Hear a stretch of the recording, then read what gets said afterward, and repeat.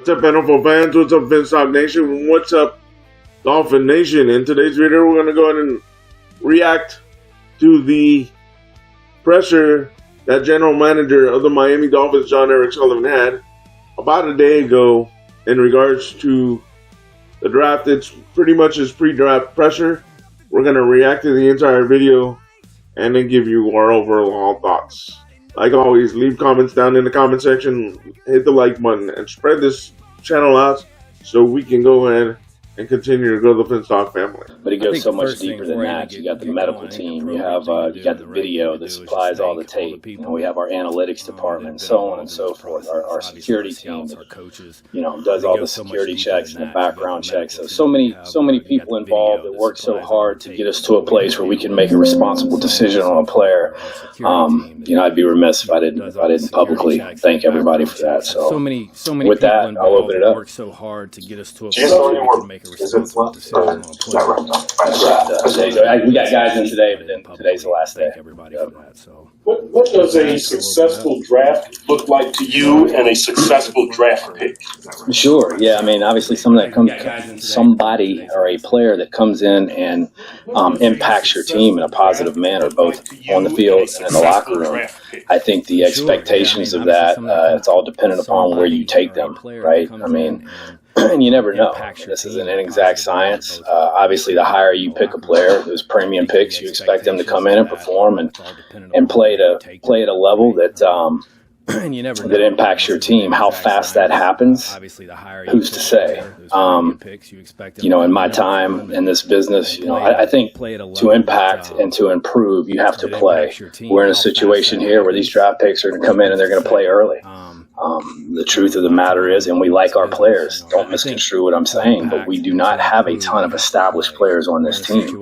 That's not to say we don't like our players. We've got a lot of guys here that are going to help us, that are going to surprise some people, if you will, that'll play above what maybe the expectations are.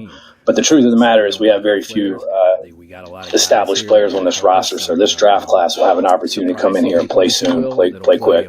Is there a limit on how many rookie starters you can have? Can you start 8 rookies in a season, 5 rookies, 10 rookies? We're going to play the best players. That's the beautiful part about, I think, the culture, the competition that's going to be at the forefront of everything we do. It doesn't matter if you're a second-round pick, if you're an undrafted free agent, if you're an 8-year vet or a second-year player. If you give us the best chance to win on Sunday, you're going to be one of the 11 on the field, or one of the 22 on the field, I should say. We're just not in a situation where we have the flexibility and the luxury to be choosy like that. That's just the truth of it. Again, I can't say enough about the energy we have in the players in the building, the energy and the excitement, the work ethic. Those guys have been here getting after it. They had 20-plus guys here on Saturday on their own accord with Malik throwing. We got a lot of really good things going on here. I think if you're in the building every day, you can feel it. But I'm excited about what we have going. I'm excited about taking these 11 draft picks and throwing them in the equation with what we already have. How active do you expect to be talking to other GMs? I'm excited. Sure, yeah, no different. When you guys ask me about trading players, I'm always going to pick up the phone. I think it probably is fair to say, Jenny, we need you to build a spacecraft. What's your plan? It needs to be fast with thrusters. I think it probably more likely to move back than move up. I think we need all 11 picks, but you never say never. And I'm always, whether you're talking about going up or down, I'm going to pick up the phone and listen to what's being said on the other side of it. But until we get, I don't love playing on the phone the week of the draft. Like if it's a real conversation, let's talk. But a lot of people over the next 10 days just like to call, and conversations aren't really of much substance. Hey, you want to go up? You want to go down? Sure. Like, let's talk on draft day.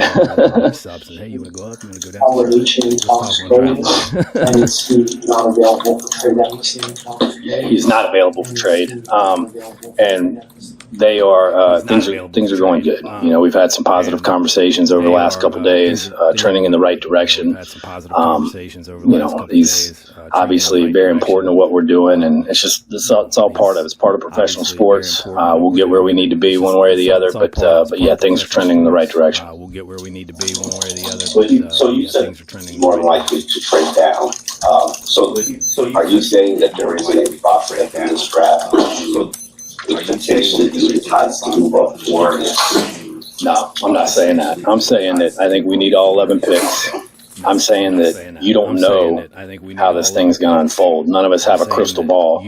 It's more likely that we would move back and pick up picks than give up picks to go forward. If you walk in there day 2 and all of a sudden there's some players that you covet at the top, you know, and you're like, hey, maybe it makes sense to go burn a pick to get to, you know, something that unlikely happened in a player that you didn't expect to be there. Those are conversations we'll have. I'm not saying that I won't do anything. Everything's on the table. I just think when you look at our roster and what we need, it's more likely we would go back and pick up picks. But we're in this thing to draft good football players. That's what wins games. Good football players. It's great to have a lot of picks. But I'm not gonna fall into that trap of trying to be smarter than the process and pass on good players to acquire picks. We got to get good football players into the equation. And I'm not. If the board is sitting right, it becomes a numbers game, right? If somebody offers something, you look up there and you go, hey, I know I can get. There's 5 players left up there of equal value, and I only got to go back 3 spots. It's a conversation. Think about doing it, but I'm not going to pass on players and take a significant dip on value of the player to get a pick, if that makes sense to you. Having 4 in the 3rd round, does that ever become enticing to possibly lose one since you have a lot in that same proximity? Or do you evaluate a lot of players that are going to go in that range because of that? Yeah, sure, it's enticing. That's why you keep good people around you to help you stay disciplined. You know, I got really good people around me. But yeah, sure. I mean, those are. That situation could present itself. I think there's strength in numbers. So unless it was a very special player, I would rather have 2 good players than maybe 1 special player with where we are as a roster right now. Coach or coordinator or even a position coach, quote unquote, saying you can see even for a guy or even against a guy. How do you process how much to listen to that? Yeah, it's a great question. The coaches are incredibly important to what we do. Make no mistake about it. And they've put a ton of work into it. I think anytime they have a vision for a player, it gives me clarity. Sometimes more so than others. I appreciate their feedback. I appreciate their vision. And it's important to me. But by the same token, I have a responsibility to do what I feel is best for the Miami Dolphins. And I'm not going to ever go out of my way to shove a player down the throat of a coach that he doesn't want, but there will be times when maybe we see things differently. Ultimately, the final decision comes down to me, and I'm going to do what's best for this place. You've talked about doing things the right way, but you've also talked about wanting to management is and the season. Do you think you'll be aggressive with the money you have after the jump processing June 1st to fill in needs with good free agents that fall through the cracks in June, July? I don't think we have any tricks up our sleeve, to be honest with you. I think we're going to stay disciplined and try to get back to a healthy cap situation, and we'll probably sit tight with that. We need the money to sign our draft class, and then, as I said many times over again to you guys, like we need to be disciplined with the finances and get back to a healthy spot. So I do not foresee that happening. There's going to be players out there in the draft pool who have things in their past that they would rather not have and you would rather not see. How do you judge character versus production? How much luck you had looking into a player and projecting whether he just made one mistake and just not really who he is? Yeah, it's a great question. I mean, there's so many layers that go into where you end up putting a player on the draft board. Obviously, the character piece is a huge part of that. I think it's the boots on the ground. That's where it starts. It's the scouts that are in the school, and we always talk about it. You cannot overstate the importance of developing relationships in the school, so that when you go into a particular school, you're talking to not just one, not two, but oftentimes 3, 4, 5 different people who see this player in a different light. Whether it's academics, it's medical, obviously the coaches. Now you're talking to people that deal with the NIL to see the kind of person that you're investing in. And to answer your question, look, young people make mistakes. I know I did. I'm sure y'all did. But it's like anything in life. You start to look for patterns. most of us that are smart enough to understand when I make a mistake, I'm going to learn from it, and I'm not going to go down that path again. The ones that scare you are the ones that keep making the same mistakes over and over again. And I would say, it's probably best for all of us in this league to avoid those kind of guys. I think the best prediction of the future. I think the best prediction of the future players and their is the history when you're talking about players and their behavior. Evaluation process. I'm wondering draft evaluation process. I'm wondering what you place the most value on. I've got a couple of categories. I think I've got the things right with the film. You get to see how the player plays in game action. The combine, doctors put their hands on the players. Pro day, I guess the player's comfortable. 30 visits, conversations, Senior Bowl. You get to see actual football. Which of those elements do you value most and why? And are those the right? Yeah, it's a good. Traits to associate. Sure. Yeah, it's a good. All of that comes into play. It's all certainly part of the equation. If you just want me to nail it down to one, it's the film. They got to be able to play, and the film will talk to you, and the film doesn't lie. Typically, and if guys show up, if guys show up week in and week out, certainly against the better competition, and they play well. That's a telltale what you're buying. But then to your point, the other layers come in. How do they compete? How do they carry themselves at a combine? How do they carry themselves at a combine, at an all-star event? What are their metrics?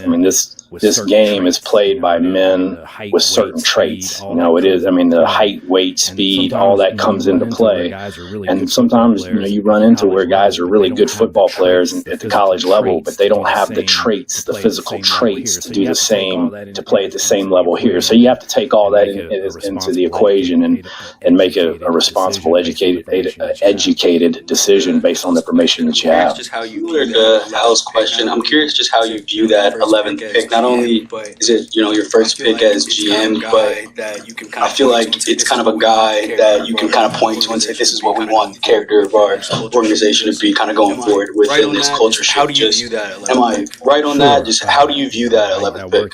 Sure. I worked in Green Bay with a guy that used to always say, be careful about trying to hit the home run and make sure you be careful about trying to hit the home run and make sure you just hit the double off the wall. In other words, I think you take everything into consideration. But what you can't do is swing and miss. And so the character is a huge piece of the pie. And you want guys that are wired right, guys that are chasing it, guys that want to be the best football players they can be, teammates, they want to win, they prioritize the right kind of things. And we'll do that. That'll be a big piece of the pie with that 11th pick, and quite frankly, with all our picks. But obviously at 11, we got to make sure that we're bringing a good footballer into the equation, a good football player into the equation that is a right fit for this place. Take me inside. What a lot of prospects on the visit. So take me inside. What does it look like when you have a prospect over for you and your staff? Yeah, it's just getting to know the player. On the 30 visits? It's just getting to know the player. We bring guys in for a variety of reasons. Everybody kind of comes through for a different reason or another, but it's just another touch point. It's another opportunity to see how they carry themselves, to talk X's and O's, see how they learn, see how they recall. It's obviously the medical portion is a piece of it. And then just have conversations. It's instinctual to some degree. It's no different than when you have conversations with people. It's like, hey, I like this guy, or I don't know about this one. But there's so many pieces of the puzzle when they come through the door. It's a great opportunity to kind of dot I's and cross T's. Coach, he gets to mention that now being head coach, he gets to sit in on all the scouting stuff for the draft, the offensive side of the ball now too. How has your working relationship changed with him now that you guys are looking at all players together, not just defensive? The relationship hasn't changed. We're tight as ever, thick as thieves. We're in lockstep. The cool part for me is, if we're watching offensive guys and he's a defensive guy, like I'll ask him, or sometimes he just offers it up, like, hey, this guy wouldn't scare me. If I'm game planning against guy, like I'm not worried about taking him out, and that's valuable for me to hear. And obviously we talk at a deeper level than that, but it's been really good watching offensive tape with him because of his defensive expertise, if that makes sense. But yeah, our relationship is great. You know, obviously we haven't gone through anything together yet. We hadn't played one game, but you know, I can't say enough good things about him as a person, as a coach. Watching him with the players, you know, I think you guys have had your own conversations with these players. It's easy to see. You know, he's really good at what he does. He's a good human being, and yeah, we'll be good together. Along the same lines of character concerns, philosophy when it comes to players. We had a lot of injuries in college who don't necessarily have like a major red flag over their head as far as their status now, but I've had a lot of injuries in college. Every situation every situation is different. You know, there's not like a blanket philosophy. I mean, you certainly look at the injury history and the frequency and the significance of the injuries. It plays a part. But, you know, we have a medical team that's second to none, and they give us great direction with that stuff. So every situation, every player is different with that. Yes, we take it into the equation, but it doesn't always weigh the same, if that makes sense to you. Where you don't have a guy on the roster who started the roster recently. Safety's one, Lonnie Johnson, obviously started several years ago. You look at the acquisition or any others and say, we absolutely must emerge with someone in our first do it every day. Do it every day. You know, you look at the roster and where you have holes is we're always obvious, right? But we're always going to be a best player available approach, because you really have no idea what your needs are going to be. You can, you know, I've lived that lie before, where you feel like you have an embarrassment of riches in a room, and then all of a sudden you're a hamstring and an ankle away from, you know, stealing guys off the emergency board. Yes, I mean, to answer your question, sure, I look at the holes and I say, man, I got to fill this and I got to fill that. But it's also a stark reminder: just take good football players, and everything will work itself out. So he's an advisor, Nathan. We know that he's an advisor. He said on a podcast he'll be in the facility during the draft. He didn't say he would be in the draft room. Will he be in the draft room? He will not be consulted for picks. He may be in the draft. He will not be consulted for picks. He may be in the draft room. I can't say enough good things about Troy. I can't say enough good things about Troy, and quite frankly, Dan, for that matter, as well. Both, you know, Dan's been here. Dan's been in the room. Dan has been a tremendous sounding board for us. We've had a lot of fun together. He's fun. I love Dan. He's been especially helpful for me with quarterbacks and receivers. I don't need to expound upon that. You guys can understand why there. And Troy's been a wonderful sounding board in his own right from afar. Troy will be part of the equation moving forward. You know, what that looks like, you know, we'll see. But he's been a great sounding board, and I'm glad he's going to be part of the equation. And, you know, I assume I know he'll be here. He's certainly welcome in the draft room. Are you comfortable telling us how many prospects you have with top 11 grade? No. Players that are extreme red flags that are literally do not draft due to injury or character, or is in reality no one actually complete red flag? No, I mean, I think every team does it differently, but we'll take guys up. We just flip them upside down. You know, like we'll put them. Everybody does it differently. I'll put a player where I think his value, his talent should be on the board. But we have tags, injury tags, and if a guy's just dead to us, we'll just flip the card upside down so they don't draft a. You know, I know. Oh yeah. For sure. Yeah. Oh yeah. For sure. Yeah. It happens. Jon, is there a franchise in recent years that you're maybe blueprinting? I know you spent all your time in Green Bay, a situation similar to you're in right now. And over the course of a year, 2, 3 years, they got to where they wanted to be. Is there a one you can compare the Dolphins in 2026 to? I'll say it one more time. I apologize. Your situation right now in terms of roster, the age of your roster, your cap situation. Is there a league comp and recent memory that you sort of like, well, this franchise is where we are, and look, after a couple of years they got. Yeah, it's a good question. No, I'll be honest with you, I've not delved into it. Maybe I don't want to know the answer to that. But I will say this in all seriousness, like I have no doubts we will get where we want to go. Rome wasn't built in a day. I don't have a crystal ball. I'm not up here going to make predictions on how fast. I have tremendous faith in our process, and the people that carry out the process, and we'll get there. Been appointed. I know it's been a couple months since you've been appointed kind of like general manager here for the Dolphins, but is there a level of kind of like excitement for you of like, wow, we're getting ready to, could be big changes for this franchise moving forward? Absolutely, yeah. It's I mean, to be perfectly honest with you, the last 2 nights in a row, I've woken up in the middle of the night, literally with my hand, like dreaming that I'm taking a tag off the board. And I'll keep the names to myself, and I'm not even trying to be corny. Like that happened, and then you lay there for like an hour and a half, and it's 3 o'clock in the morning, and I'm just laying there thinking about, what if this pops up? I'm going to do this, or if this. So yeah, it's I'm excited. I'm fired up. I think we got 11 picks, 7 in the top 100. If we do our job right, and we will, it's an awesome opportunity to lay the foundation for what we're building.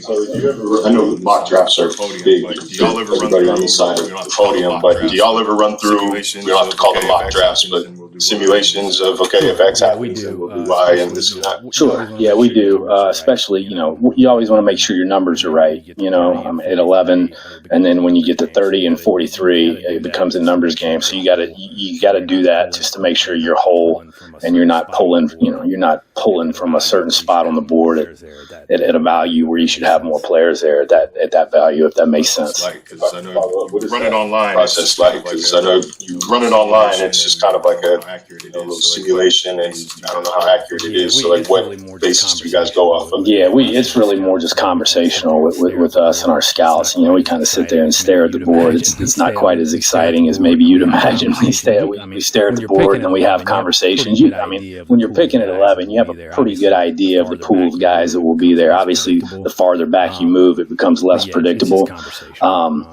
But yeah, it's just conversational, and then we'll go through some exercises. Okay, we feel like this is the bucket of players we're choosing from. Now rank them, and all kinds of things come into play.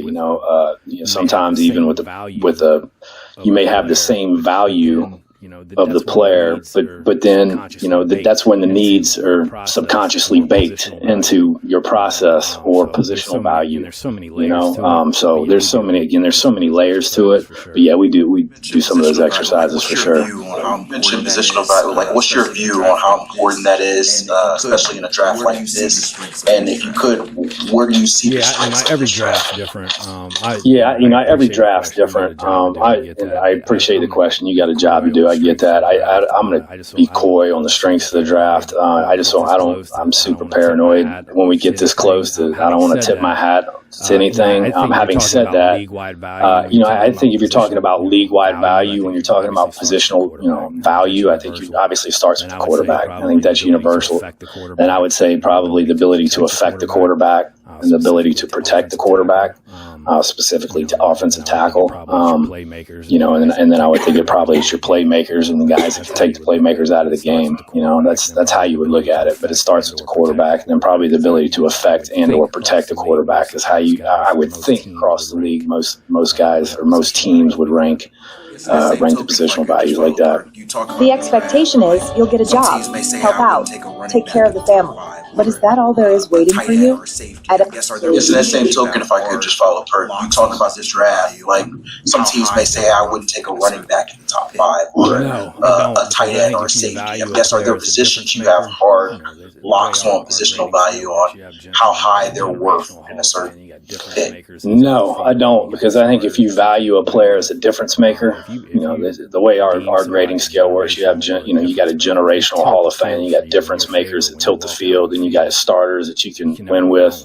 If you deem somebody a generational or a difference maker, if they tilt the field for you in your favor when you walk out on the field, you can never go wrong with that. I get it. Like whether it's guard, inside linebacker, running back, they'll say, hey, go ask New Orleans how valuable Kamara has been to them over the years. You know what I mean? Like, we got one here, A-Chain. I mean, you guys know how valuable he is to this place. I personally don't buy into that. I just think really good players are really good players, and when you have them, you're thrilled that you have them. Off you go. So when you look at drafting quarterbacks, is there a line of delineation where you say, like, if I take a quarterback in the first through third rounds, I expect him to be a starter in, say, 2 years. 4th through 7th, I expect him to be a backup, but maybe he surprises us. Do you look at it like that? Sure. I mean, I think where you take a player, there are certain expectations for him. Again, there's so many factors that go into how fast they get there. I think playing time is a big part of that equation. I think you have to play, kind of get thrown in the fire to improve and to reach your potential. Some teams with deep rosters, maybe those young players don't play as much. We lived some of that in Green Bay because we had a good team and we were really deep in some rooms. And so guys hit in their third year versus year one. But yeah, I mean, obviously the higher that you take a player, I would say in the first 3 rounds, you're expecting that guy to be a valuable starter for you. I think you can hit. We did it in Green Bay many times over again. And look, sometimes it's better to be lucky than good. But, you know, the David Bakhtiari's in the 4th round, the Josh Sitton's in the 4th round. You know, Corey Lindsley was a Pro Bowl center. He was a 5th round pick. So I think if you do your job and your process is right, you can find really good value in the middle to the late rounds. You know, they don't necessarily have to be depth players. They can come in and play good football for you as starters. Versatility along the offensive line. Like, do you prefer draft tackles and convert them to guards, or just how do you handle that? I think it's like life. The more you can do, the more value you bring to the table. We would prefer not to draft players that are one position players only.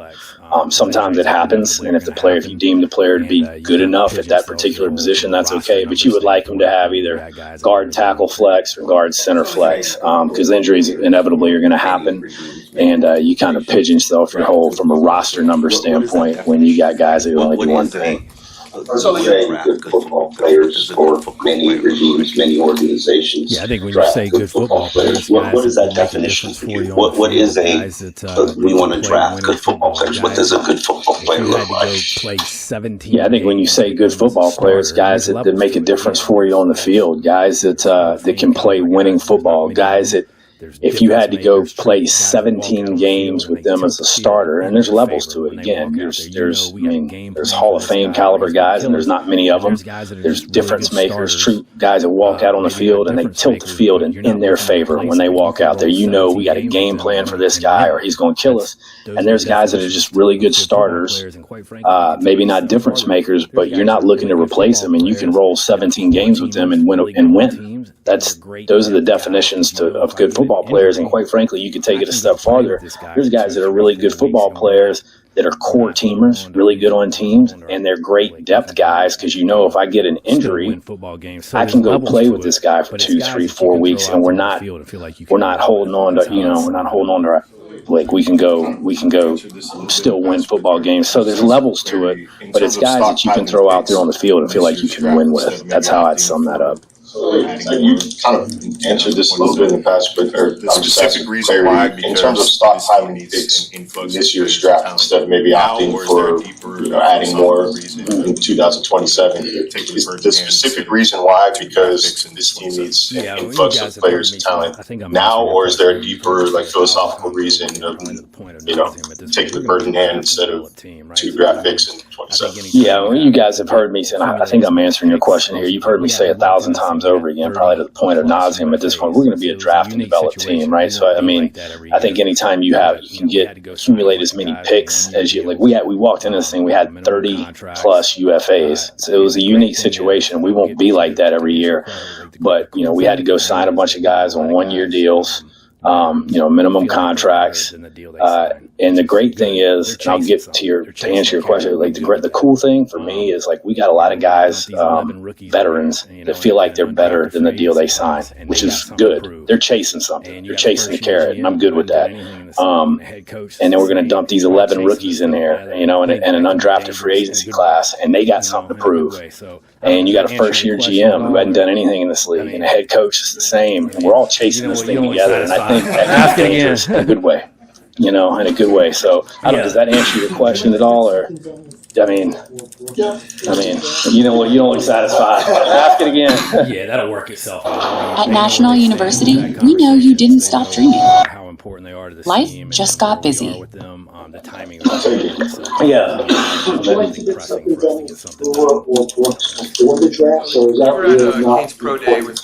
Yeah, that'll work itself out. I mean, they know where they stand. We've had conversations. They know how important they are to this team and where we are with them. The timing of that'll work itself out. There's nothing pressing for us to get something done. Where did you reference? The next couple days. Jordan at Canes Pro Day with Coach Hafley. Obviously, there's presence from every other team in the NFL there. What impressed you about some of the talent from UM, and does it make it easier, analyzing talent, right in your backyard? Yeah, I'm sorry. What player did you reference? No, I was just saying that there's a lot of talent coming out of Miami. What impressed you about the Canes Pro Day, and does it make it easier to evaluate a lot of talent right in your backyard? Well, it's good that we have relationships with some of those guys over there. Obviously, the conversation flows freely when you're in the same city and you have some knowledge of each other. What was impressive was the players on the field. Those guys all did a great job. I thought they were, they all handled themselves well. They showed what they needed to show on the field. I think it's a testament to the coaching staff over there. Obviously, Mario's done a great job of getting players in there. And success has shown itself on the field. They got a really good thing going over there. But no, it was really good to go over there and watch those guys work. All the guys that would be in consideration for us did a really nice job. I'm curious from your standpoint. Now, this era, there's a you decide that I'm not going to participate in the combine, and I'm also not going to do combine drills during these workouts.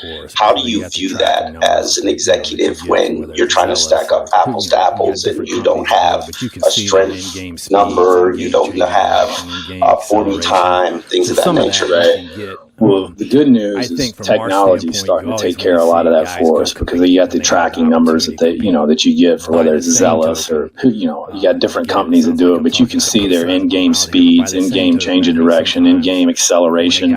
So some of that you can get.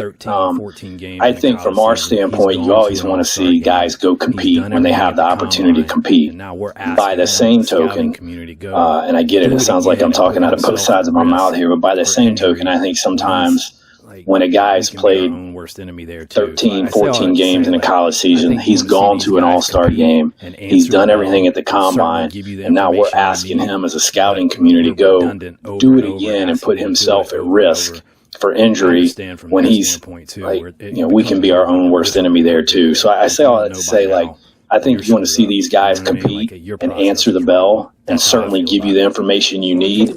But when we're redundant over and over, asking them to do it over and over, I understand from their standpoint too, where it becomes a little bit of a risk-reward deal. Like, if you don't know by now, you're screwed up. You know what I mean? Like, your process is wrong. That's how I feel about it. So, for the record, how will the draft process work as far as who has the final word? Is it? All right, guys. I like the fact that he said if he has to go back in the draft and get more picks, he will. He insisted that he's going to draft and develop this team, that it's not going to be based on a lot of free agents, and that if he has to trade a player, he will. But he has been taught from his days in Green Bay that you don't want to swing and miss, that you want to simply hit on, I would say, 60 to 65% of them, maybe even 70%. As he mentioned, it's better to hit a double than swing and miss. So leave me your thoughts down in the comment section. Spread this out so we can continue to grow the Finstock family. And thank you very much for your support. Like always, stay positive, stay on your grind, and go Dolphins.